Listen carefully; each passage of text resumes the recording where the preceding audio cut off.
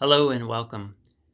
I wanted to put together a list of what I would consider to be quality assurance highlights that would assure you that if you are looking for a practitioner invested in high quality prolotherapy approaches, dextrose-based prolotherapy, PRP, stem cell, and the like, how to be able to assure that your assessment and evaluation in an office is going to assure you that you'll get the best results possible. So I've had a number of patient interactions where they have sought help and consultation in other offices that made me think maybe it would be a good idea to put together a quick list. The first point is the history, getting a detailed medical history.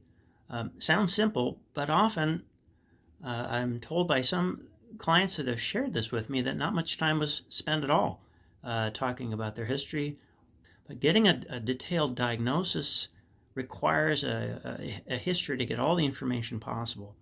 Now, this may include and should include imaging at the directed area of the anatomy that we're talking about, be that X-ray, CT imaging, MRI imaging, diagnostic ultrasound imaging, all of these to help to pinpoint the areas of pathology, because these are the areas that are going to be targeted with regenerative therapies. A simple bedside exam with the patient saying my shoulder hurts probably isn't going to be enough in order to make a diagnosis, which is my next point, is coming up with a diagnosis based on a directed examination that has to be done in the office, that must be done hands-on. It cannot be done with telemedicine. A directed exam with a sports medicine orthopedic understanding of human anatomy is critical. That will arrive at a diagnosis. One cannot use prolotherapy, regenerative therapies with simply a complaint that I have low back pain. We need to know what the structures are involved and the anatomy that's involved. So what is the diagnosis? And there are many examples where it wasn't very clear in the patient's workup what specifically was going to be targeted or treated. Literature supporting prolotherapy has gained a lot of ground, a lot of traction, and thankfully we have a lot more to refer to and be able to cite and share with our patients. So does the literature support regenerative therapies for the specific condition that the patient's being seen for? And I think that's key, as opposed to promising the world where there may be an issue where prolotherapy probably is not going to do the job and then may have a disappointing outcome. Involved. Who will be doing the procedure? Who will be doing the injection work?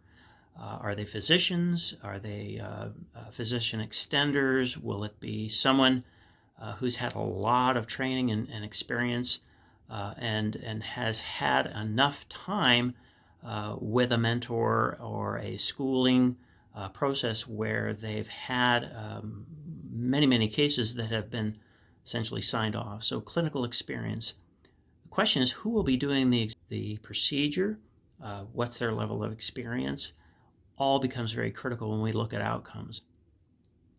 Finally, I'd mention working in my own experience with a trained, high-quality physical therapy team has been almost invaluable in the results that we're able to achieve with prolotherapy. I don't find that prolotherapy is a standalone. It really needs to be a part of somebody's rehabilitation and pain management, not a standalone, not one injection and you're done. It takes a team in order to help rehabilitate the patient and get them back to their activities and sport of choice. So as always, I appreciate your time, and any questions, feel free to contact me at the office, and hopefully you have a wonderful rest of your week.